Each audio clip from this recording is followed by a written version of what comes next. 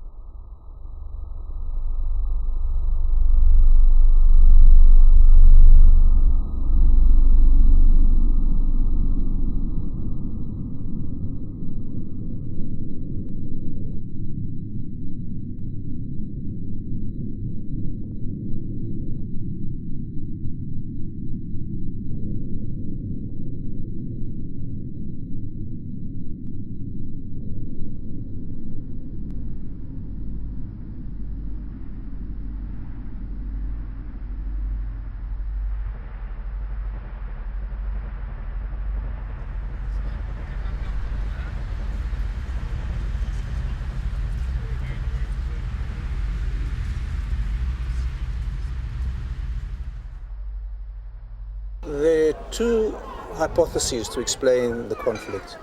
According to conventional wisdom, the root of the conflict is the lack of Palestinian self-determination, and what the Palestinians aspire to is to establish a state of their own.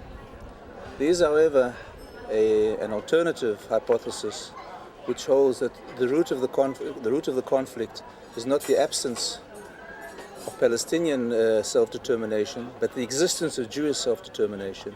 And as long as the Jewish self-determination exists, there will be fuel for the conflict. What the Palestinians aspire to is not to establish a state for themselves, but dismantle a state for the Jews. The conventional hypothesis cannot explain, for instance, why the Palestinians have rejected every single territorial compromise which would have allowed them to establish a state.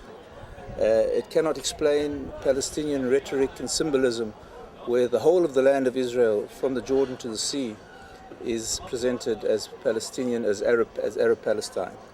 It cannot explain not only the actual rejection of the Barak proposals, but the manner in which they were rejected. Because if the Barak proposals were only marginally short of Palestinian demands, then one would imagine that they would negotiate the difference.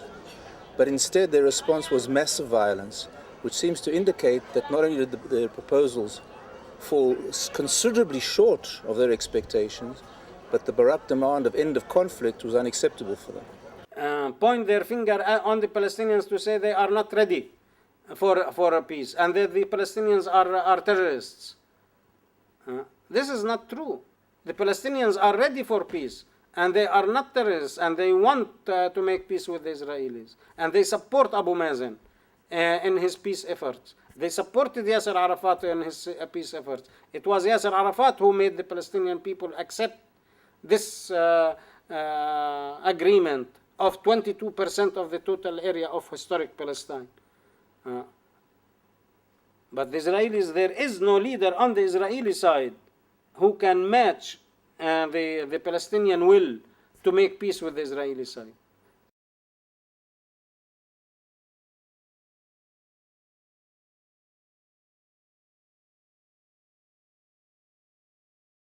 You have to sit down with your enemies, not with your friends, with your enemies, to mix the two very different narratives, which are different. There is no truth in this conflict, and to find a common denominator that will enable us to go forward.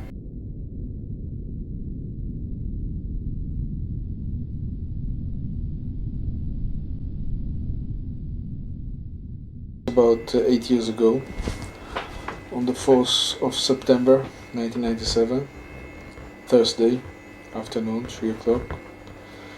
Two Palestinian suicide bombers blew themselves up in Ben Yehuda Street in Jerusalem, which is about 500 meters away from this place. And they killed themselves. They killed 5 people.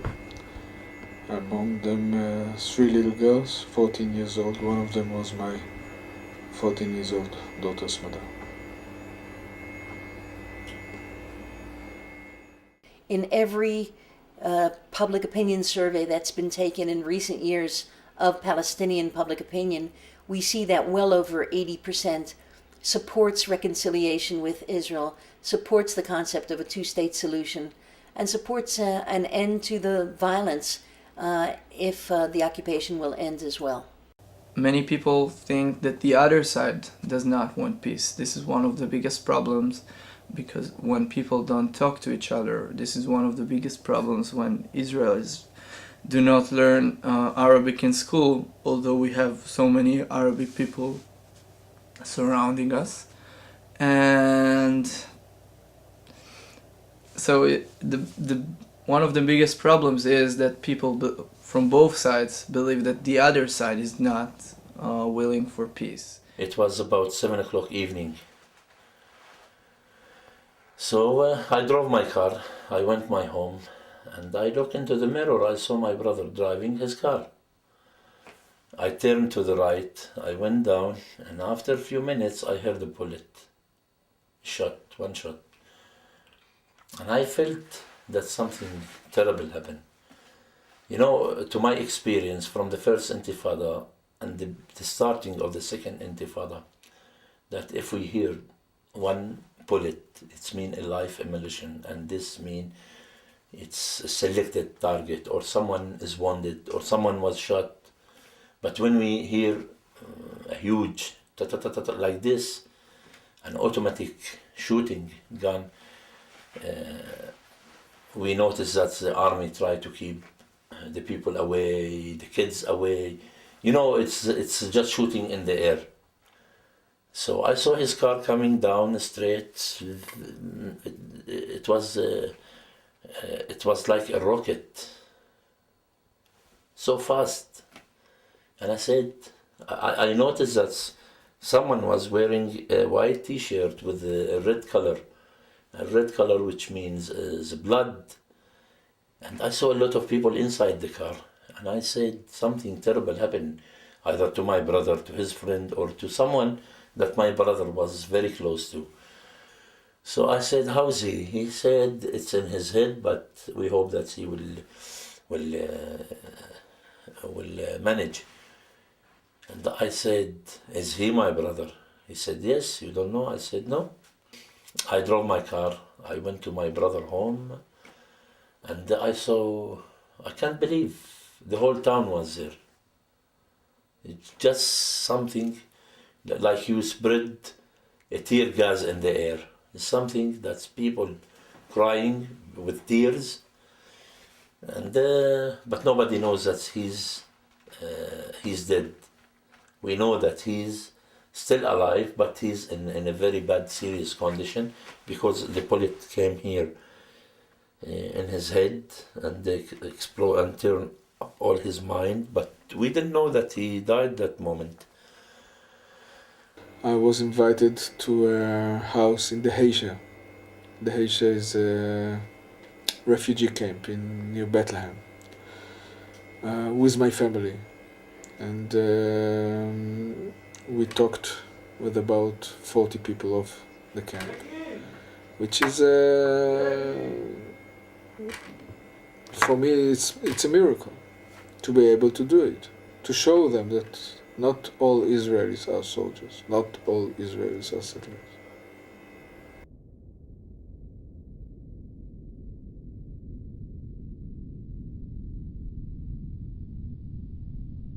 Sometimes while I'm back home from the school, I see the soldiers shooting and this, what's terrible thing is happening. I insist I go back home to stay at my home and then study to prepare myself for the next day to go back to school. فأنا أمنيتي في هالحياة إنه يعني يصير سلام ونعيش كلنا شعوب مع بعض. يعني بلاش الحرب هاي، ليش يعني شو بستفيدوا منها؟ نقتل بعض لبعض ولا إيش يعني؟ I wish that we can live all together in freedom and dignity, all the nations, to live as a normal life that everybody want. And I'm wondering, asking why we have to fight each other, why we have to keep killing each other, what's the benefit of killing and war and bloodshed is keep running on? Someone kills your 14 years old little girl, you are very angry, you want to get even. But then after a while you start to think, because we are people, we're not animals, we can use our heads instead of our guts. And you ask yourself questions. Will killing someone else will bring back my baby? Will causing pain to someone else will ease in any way my own pain? Of course not. So gradually, very slowly, you get to the other option, which is trying to understand what happened, why did it happen, how could such a horrible thing happen, what can drive someone to be that angry, that mad, that he's willing to kill himself with little girls. 76% of the people live on less than $2 a day. We are talking about 70% of our children are exposed to trauma, some kind of trauma. You are talking about unemployment, which has been skyrocketing. You are talking about GNP per capita dropped drastically to around $400. So you are talking about a bleak situation, if you like to say. When you're faced with a threat, external threat, the way you deal with it is not through dominating and control the other, because Israel has been dominating and controlling Palestinians for 37 years, and far from making that whatever threat there was go away, it has intensified the threat considerably by occupation, by domination, and by an incredible level of insensitivity to the needs of the Palestinian people. The land on which the settlements are built are Palestinian land. There are people who are living next to the settlements. They see their land usurped and they cannot even enter there and reclaim their land. This is one of the most one of the ugliest instances of injustice done to any people anywhere in the land. You sit next to your land and you cannot do anything about it, because this land is controlled by force, by the force of the Israeli occupation. And the Israeli occupation is dependent on the Israeli army, which is maybe the fourth or the fifth strongest army in the world. We are no match for that. There are a lot of factors in the animosity of Palestinians for Israel. There's not a family that hasn't lost a loved one or had a loved one arrested or otherwise injured. The fear of knowing someone can break down your door in the middle of the night and come in and arrest someone with no legal apparatus whatsoever. All of this contributes to the hostility of the Palestinian population. It's not at all surprising, and it's an inevitable result of having been dealt with so poorly for so many years. It is very, very hard right now for a number of reasons. I mean, the blockades and the seizures have made basic commerce almost impossible. The unemployment rate is well over 50%. The bombardments of civilian areas has been widespread. A lot of people don't recognize that far more Palestinian civilians have died from Israelis than Israelis have died from attacks by Palestinians. Still, we are living under the Israeli occupation. We live in small areas, isolated from others, as a result either of the siege or the curfew in some places, or as a result of building the wall, or the cluster of settlements that surround each district. And so the economic situation is deteriorating. The economy is collapsing, and the democracy is also collapsing. What we have now in Israel is only a virtual democracy. The Israel-Palestinian conflict is one major manifestation of the wrong paradigm. The wrong paradigm is the paradigm that says that security comes through domination and control over others rather than through generosity and kindness and cooperative relations with others. I think basically the two nations are so similar in taste, in food, in color, in language, in everything. And they are so close that we need to break down this wall. We have paid a price in human casualties, over 1,000 people in the last 5 years alone, tens of thousands who've been wounded over the years. We pay an economic price for the occupation. $1.5 billion goes every year just for maintenance of the settlements in the territories, and that does not even include the larger costs of purchasing planes or large weapons. Because we give so much money into the occupation, we in Israel have had to cut back on all our basic programs, our schools, our hospitals, our youth programs, our elderly programs, disabled programs.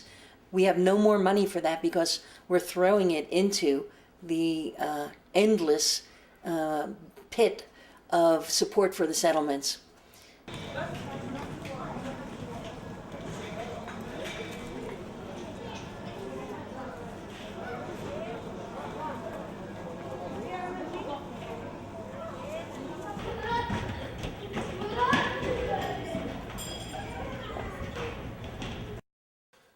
After this killing, my daughter Lara, she was that time almost 8 years old, and she asked me, "Father, see what the Israeli have done to you. You work for peace, you do for peace, and they killed your brother, just like that. Is that the peace you want?" I said, "No." She said, "Then why you keep on working for peace?" I said, "Because of you, because of my brother kids." I mean, is to keep in this circle, the same circle, the bloodshed circle, the revenge circle, start by killing and will not end by killing. Only 10 years ago, and 10 years is nothing in history. 10 years is... If you would have come to an Israeli or a Palestinian telling them that one day the leader of the PLO will shake the hand of the Prime Minister of Israel on the balcony of the White House, nobody would ever believe you. Yet it did happen. And the two sides went from total denial of each other to understanding the basic problems of the conflict.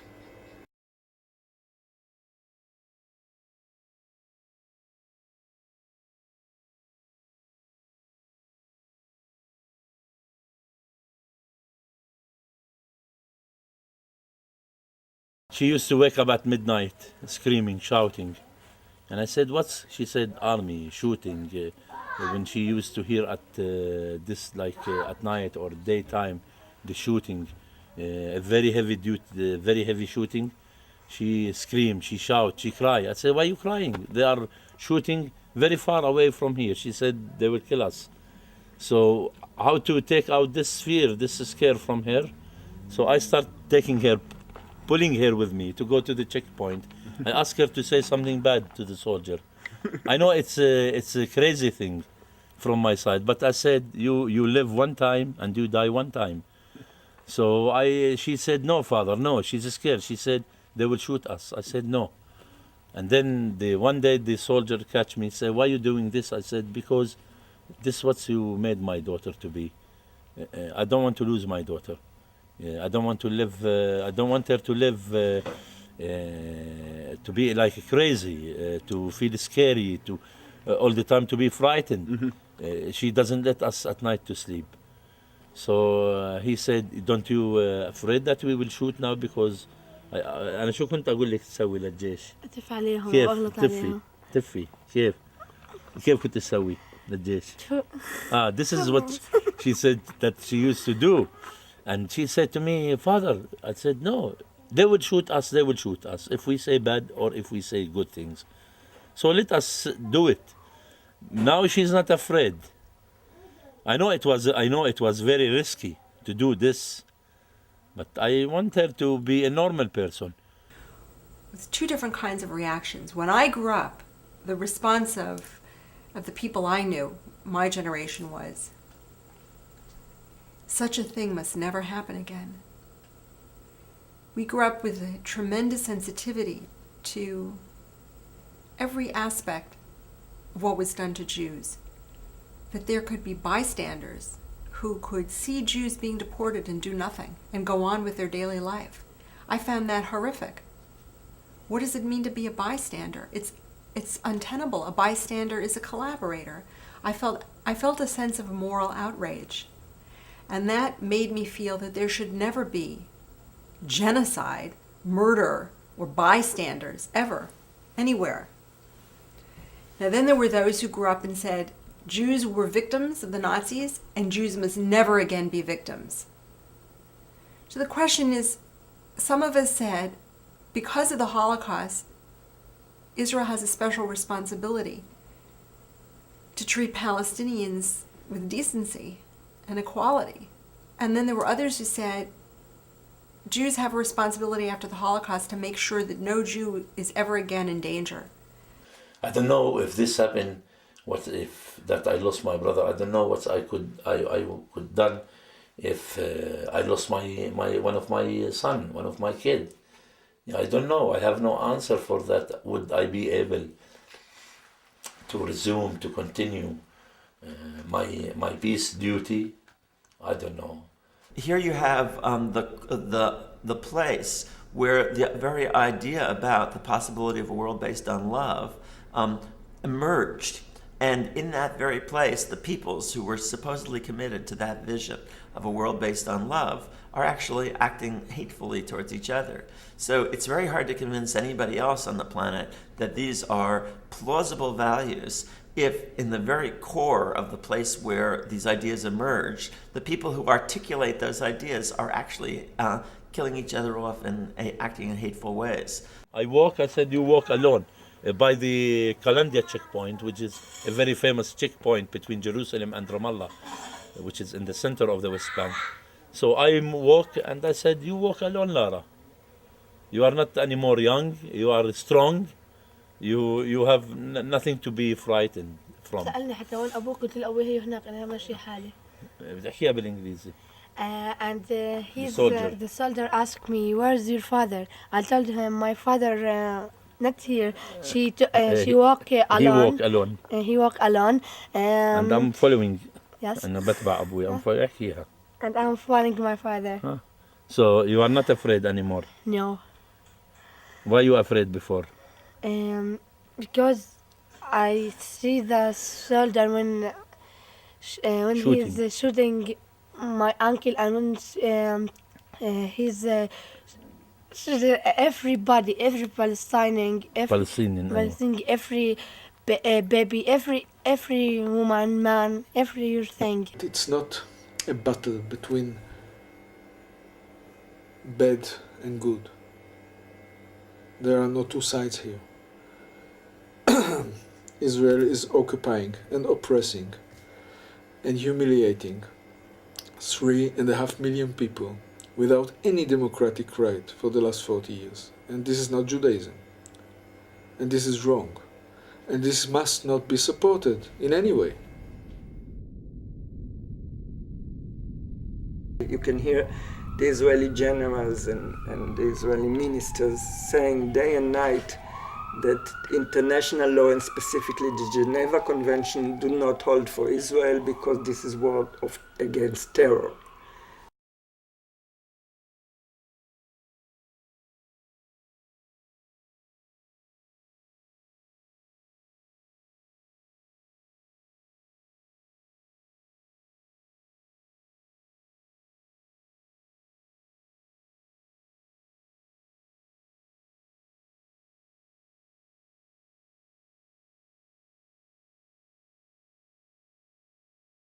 Yesterday morning I was bringing some guests to see the wall, and I was ashamed, and I lost hope.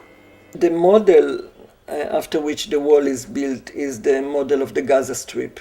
In the Gaza Strip, the wall, the electronic fence and the system of fences was built already after, shortly after the Oslo agreements in '93, and it was built by Yitzhak Rabin, the previous prime minister. Israel, like any country, certainly has the right to secure its borders, and that is by a wall or a fence or by whatever else.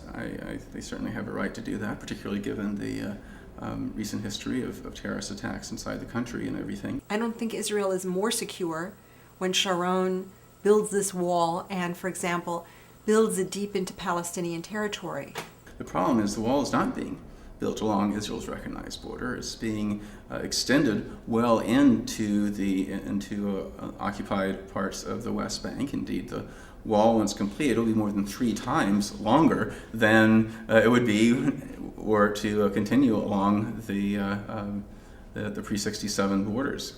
And it's pretty obvious from the way they're routing it is that it's a land grab. They are taking huge tracts of fertile farmland from Palestinian farmers, and in some cases literally surrounding these towns, no way in, no way out, except with the permission of the Israeli occupation authorities. Often they're building them in places where it's not Israelis on one side, Palestinians on others, but right through the middle of Palestinian communities, separating extended families from each other. And of course, in Palestinian culture, extended families are incredibly important. Israel as occupier is doing here exactly what the Geneva Convention does not allow it to do. It's imprisoning the people rather than protecting them, imprisoning. It's a real tragedy on a very immediate humanitarian level, but even beyond that, it's basically setting in concrete the illegal Israeli annexation of these large swaths of territory. And again, that's not only, I think, bad news in terms of any hope of Israeli-Palestinian peace, but it is violating the very fundamental principle of the UN Charter that was reiterated in UN Security Council Resolutions 242 and 338, long seen as the basis of the peace, that no country can expand its territory by military force. And the effective endorsement of this policy by President Bush, by Senator Kerry, by leaders of both parties has really set back the efforts of moderate Israelis and moderate Palestinians to reach a settlement that recognizes the just aspirations of both peoples. In the West Bank, the wall is built in the way that it incorporates in the Israeli side all the settlement blocks and much more. If you look at the full map of the wall, it's not being implemented yet fully. It annexes 40% of the West Bank to Israel. 40% of the West Bank will be in the Israeli side of the border if it's completed.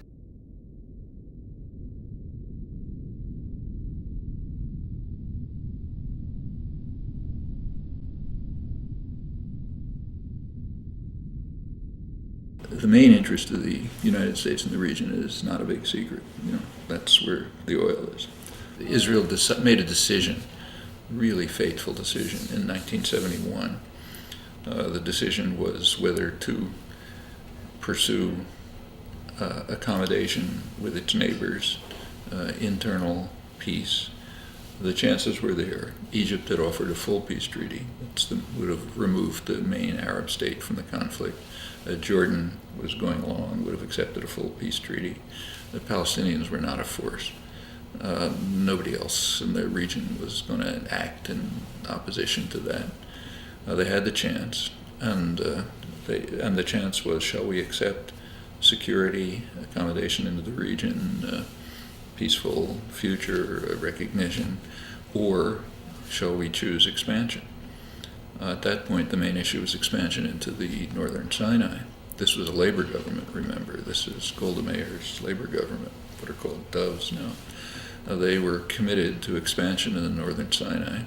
They had expelled thousands of farmers, Bedouins, from their lands, destroyed the communities, bulldozed the villages, the mosques, the cemeteries, drove them into the desert, all to build, they're planning to build an all-Jewish city, Yamit, in the northern Sinai, which there was some settlement in the West Bank then, but not much. It was scattered. This was the big program, and that meant, of course, no peace with Egypt.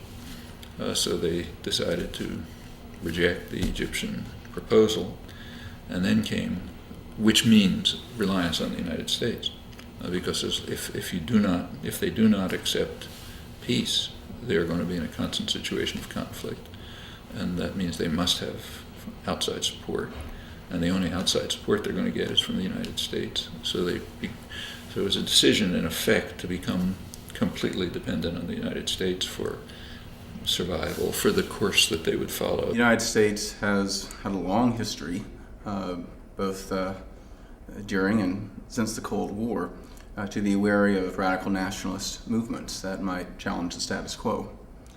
As a result, the United States has been a major supporter of Israel diplomatically, economically, and strategically for quite a number of years now. The crucial question in 1971 was, what would the U.S. do?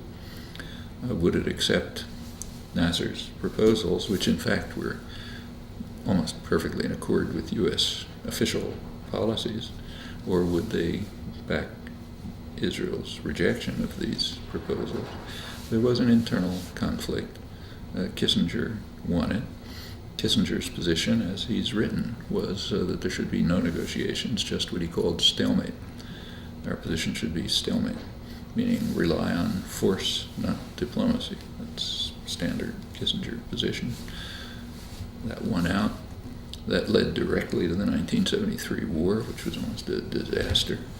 And then it sort of goes on from there. After 9/11, Sharon and other Israeli leaders started comparing the Israeli-Palestinian conflict to the U.S. war on terror. So immediately they drew the analogy quite explicitly. They said that Palestinians are terrorists just like Al-Qaeda, so Israel's war against the Palestinians is a war against terror.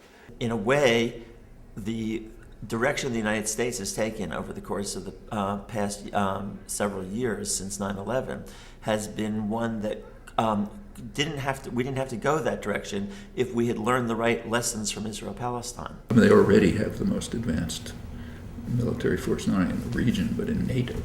I mean, Israel literally has a larger and more advanced air force than any NATO power outside the United States. That's a small country, and the only reason it can do that is because it's kind of like an offshore military base of the United States. Israel has not yet taken the full measure, the full scale that the U.S. has been taking, but they are doing a slow process of genocide, of killing the Palestinians. Since then, there were many operations in Gaza, where again the army enters for a week and sows destruction. If the U.S. was concerned with solely with Israel's security, if they saw the situation as a struggling democracy about to be overrun by the Arab hordes, most U.S. aid to Israel would have come in Israel's first 20 years of existence, when its strategic situation was most vulnerable and its democratic institutions were strongest.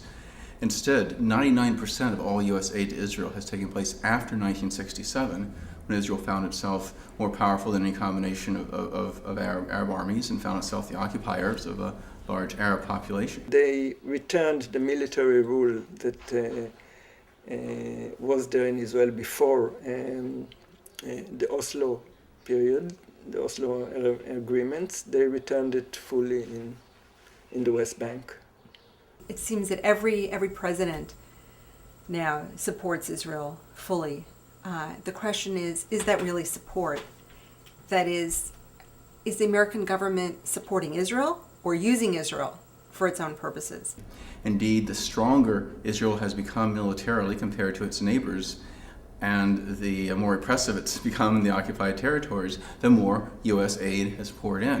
The same methods that the U.S. employs in Iraq would also be appropriate and approved for Israel. So as as the war in Afghanistan and in Iraq started, they assumed that Israel can use the same measures. It's less of a situation of a moral commitment to Israel, which I think personally is a good thing, to have a moral commitment to Israel's survival as a free, democratic, and secure Jewish state.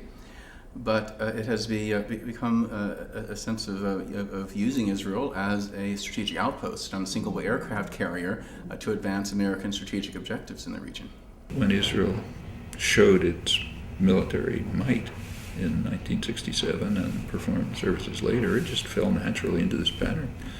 And it was an easier one than the others because it's a Western country, at least its dominant elements.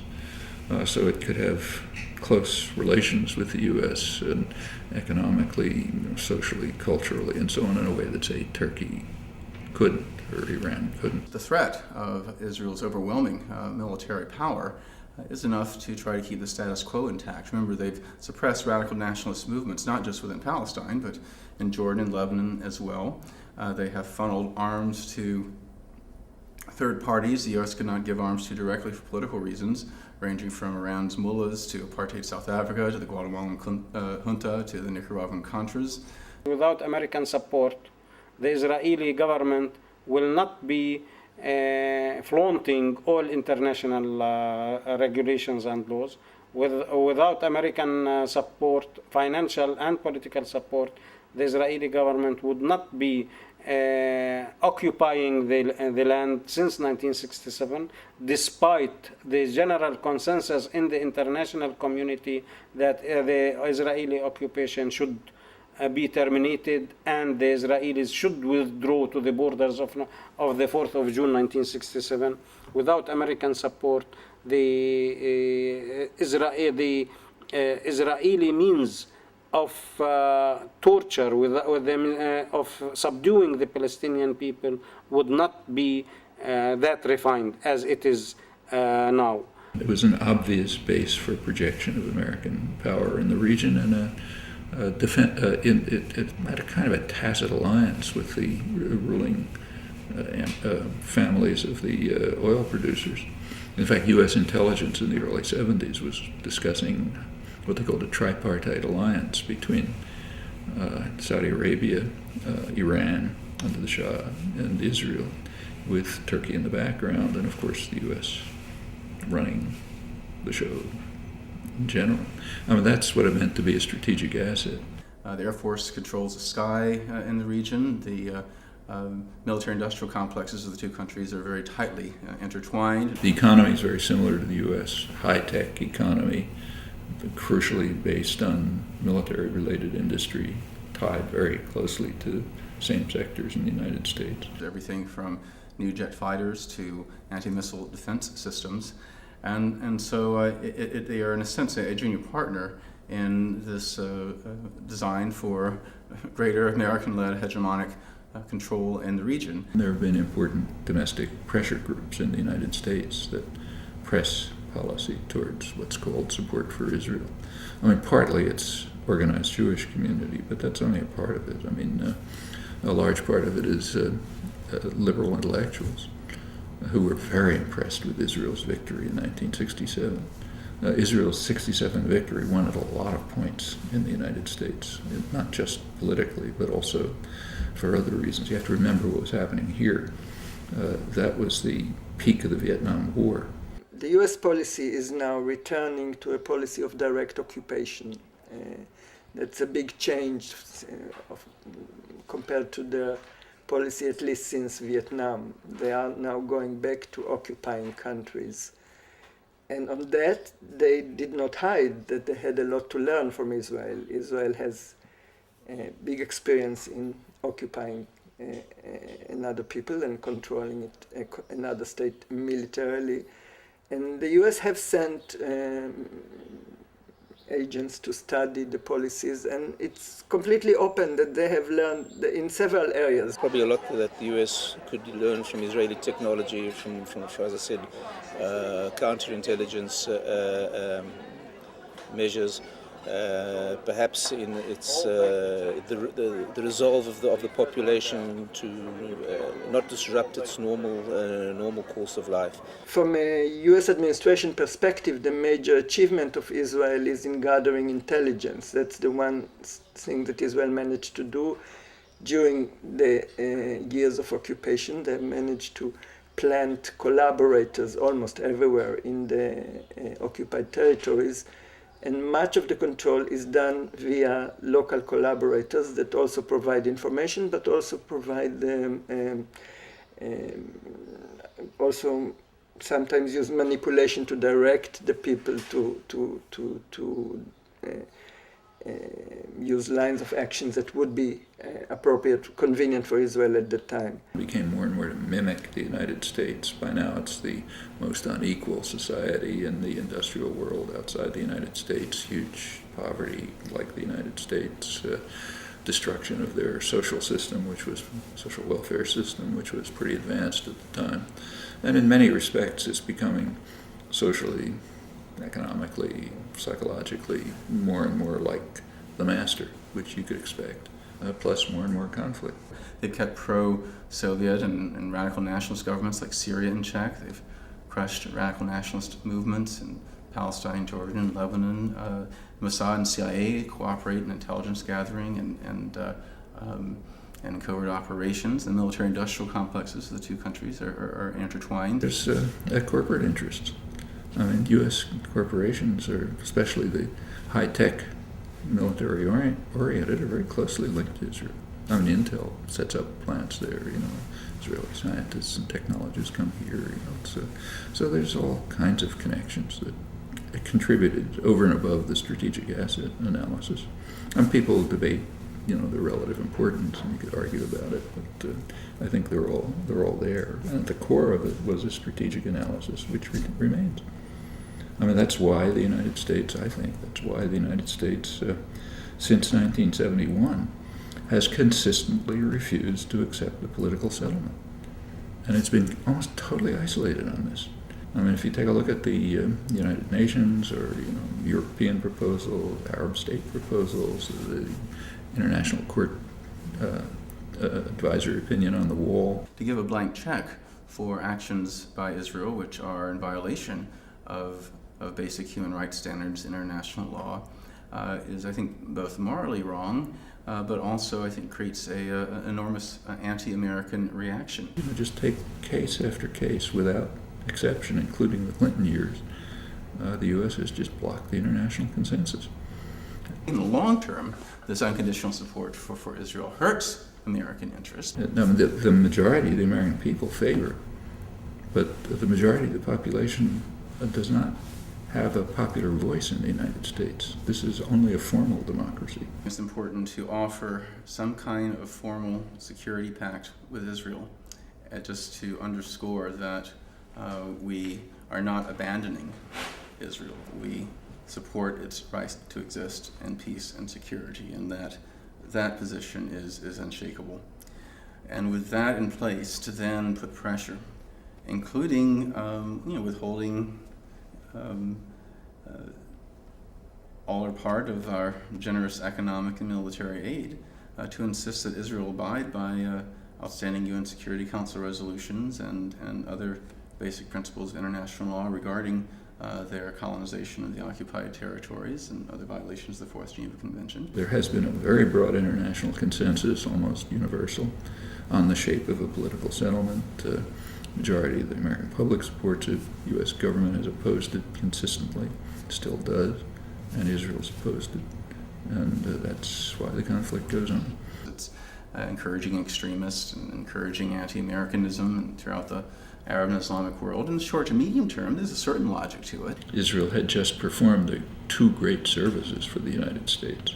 One was in 1967 when they destroyed Nasser, which was the center of secular Arab nationalism and also a pillar of the non-aligned movement, both of which the United States was very hostile to. They knocked the props out from under that. That's when the Israel-U.S. relationship really strengthens. In 1970, they performed another service. Jordan was carrying out a massacre of Palestinians since Black September, and it looked for a time as if Syria might intervene to protect Palestinians. But the U.S. couldn't do much about it. The U.S. was completely mired in Indochina. It was right after the invasion of Cambodia. This country was practically blowing up, and the universities were closed. There were protests all over. I mean, they just couldn't carry out another intervention.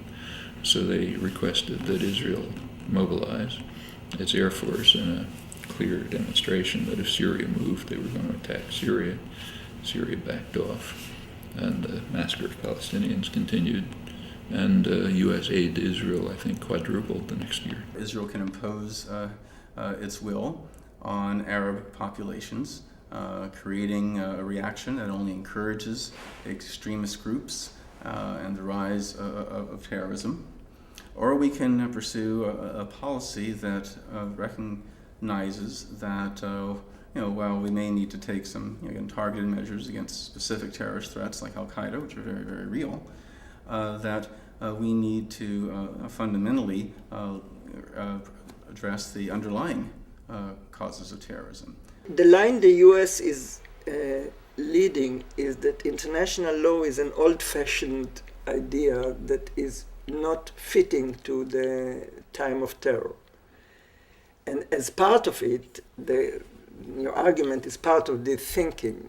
If the international law protects an evil state, nothing would ever stop them, right?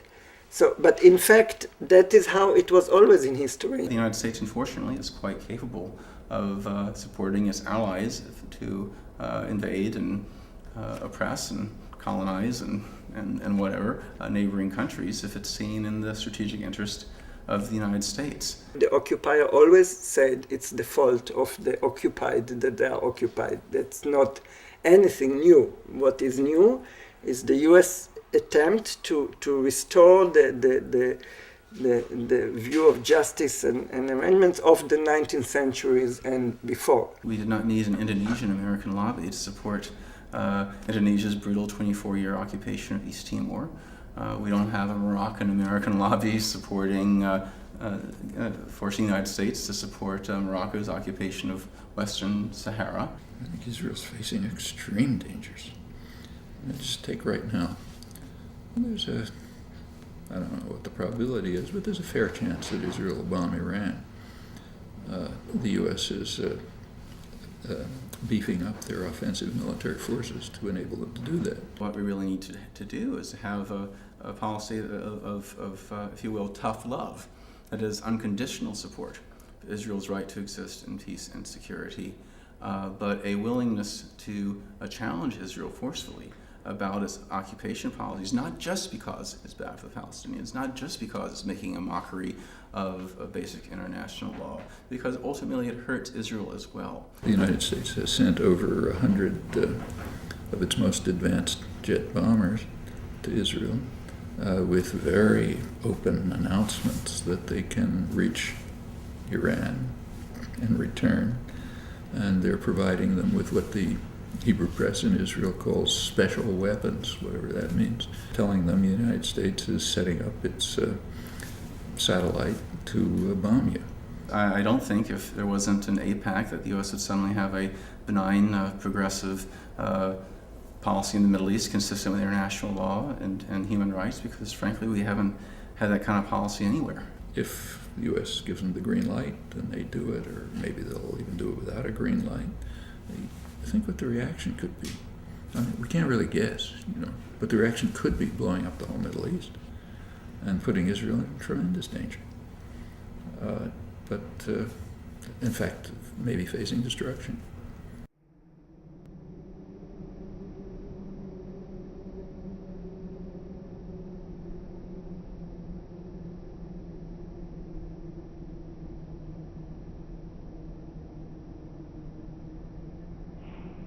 There's this myth of Middle East exceptionalism in our foreign policy, but unfortunately our foreign policy has a lot in common with our foreign policy towards Central America, Southern Africa, Southeast Asia, and elsewhere.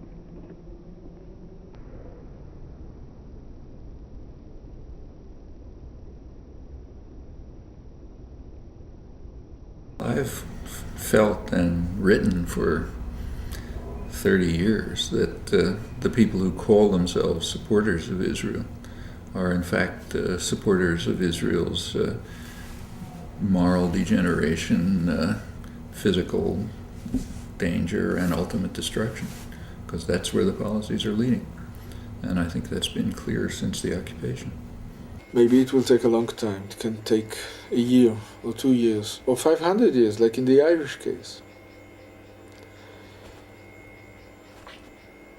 The minute the price of not having peace will exceed the price of peace, then the two sides will crawl back to the negotiating table to start again exactly where they left off. I think one of the biggest mistakes some people make who are critical of Israeli policies is to say that the problem with the U.S. policy is that we're too pro-Israel. Because ultimately, I don't think we are being pro-Israel. Just because you're anti-Palestinian doesn't mean you're pro-Israel. We're being pro-Israel the way we were pro-South Vietnam in the 60s and pro-El Salvador in the 80s. We are supporting right-wing militarists who are pursuing policies that could ultimately lead to the country's destruction.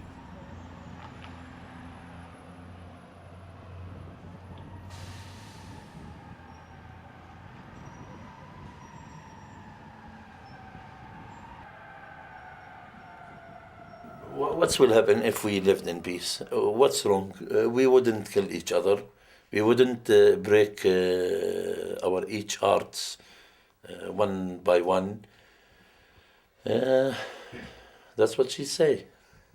فأنا بطلب من العالم كله أنه يوقف شعوب بشعوب معا لمعا ليكونوا السلام والأمل ويعملوا يعني مستحيل من أجل السلام يعني نبطل نقتل بعض نعيش بحرية وسلام.